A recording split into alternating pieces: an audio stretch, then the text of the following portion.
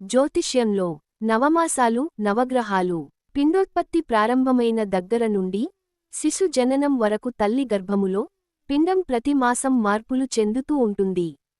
ఆ మార్పుల ఆధారంగా ప్రతి మాసమునకు ఒక్కొక్క గ్రహం అధిపతిగా ఉంటారు. 1వ మాసం శుక్రగ్రహం ప్రాధాన్యత వహిస్తూ పిండంలో సుఖశోణితాలు ద్రవ రూపంలో ఉంటాయి. 2వ మాసం కుజగ్రహం ప్రాధాన్యత వహిస్తూ పిండంలో శుక్రశోణితాలు గట్టిపడుతుంటాయి.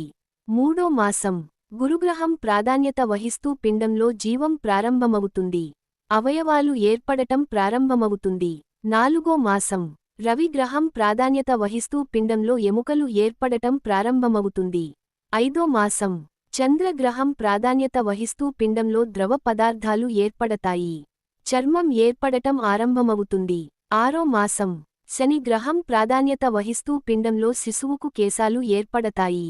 7వ మాసంలో బుధ గ్రహం ప్రాధాన్యత వహిస్తూ పిండంలో శిశువుకు స్పర్శ జ్ఞానం ప్రారంభమవుతుంది.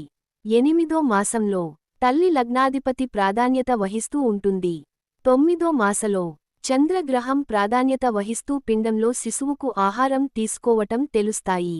10వ మాసంలో రవిగ్రహం ప్రాధాన్యత వహిస్తూ ఉంటుంది. పై గ్రహాలు అవి సూచించు మాసాలలో గర్భంలోని శిశువుపై ప్రభావాన్ని సూచిస్తాయి. గర్భవతిగా స్త్రీకి ఎన్నవ మాసం జరుగుతుందో ఆ మాసాధిపతి ఆ మాసములో గోచారంలో బలహీనపడరాదు.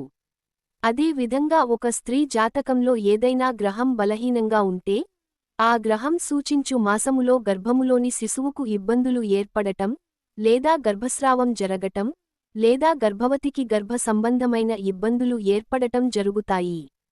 ఉదా గర్భవతి జాతకంలో రవి బలహీనపడిన 4వ నెలలో ఇబ్బందులు కలగటం లేదా ప్రసవ సమయంలో కష్టాలు కలుగుతాయి.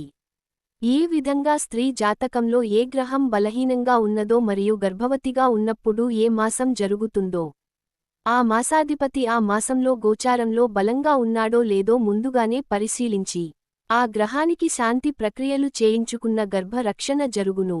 సేకరణ. ఓం నమః శివాయ. హర హర మహాదేవ శంభో శంకర.